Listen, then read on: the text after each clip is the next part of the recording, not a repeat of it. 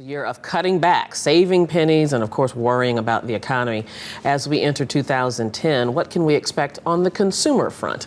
Consumer correspondent Susan Koeppen is here with us with a look at a few of the things that we need to know as we go into 2010. Good morning. Good morning. All right, we picked three things here: weddings, restaurants, and recalls. Yeah. And we're going to talk about what to expect in that.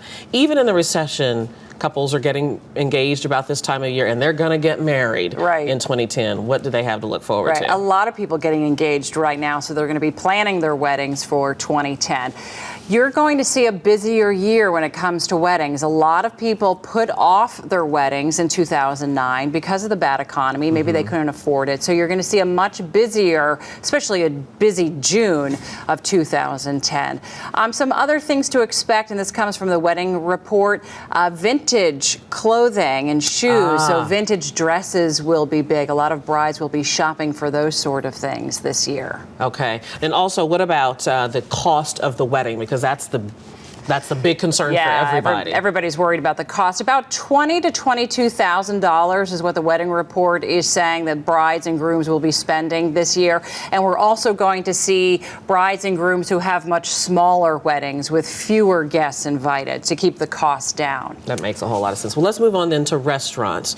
In 2009, restaurants really took a hit because people stayed in or they went the fast food route. What are they going to do to get some of those customers back? So I was just reading this restaurant report, and I picked out three things that I thought were really, really interesting. Restaurants are going to move towards locally grown produce, locally raised beef and fish, and use those in their restaurants. Also, more nutritious meals for kids. I'm a parent. You're about to become a parent. You know, these are things that I think are really, really important. So more nutritious meals for kids on the menus, and also smaller portions at a smaller price. Not everybody wants that huge hungry man meal. So now you're going to be able to get a smaller meal and also a smaller price tag coming with that. Frankly, that's not bad for our waistline either. It's not bad. It's not a bad thing at all. Okay, so then on the last front, our recalls. This was a huge year with recalls, with cribs and strollers and blah, blah, blah. Right. What do we see coming? So we had some major recalls, the crib recall, the blinds being recalled, stroller recalls, you're right.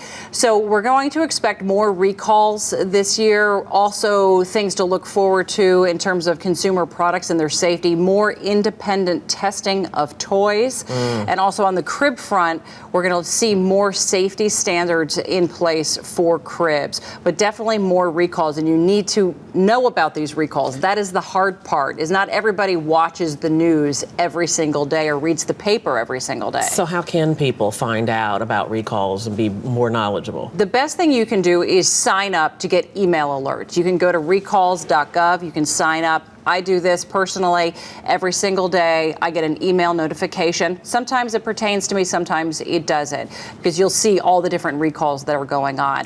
But you never know that one day you get an email, you might say, oh, I actually own this product. Glad I know about the recall. That's a good idea. You always come with the good stuff.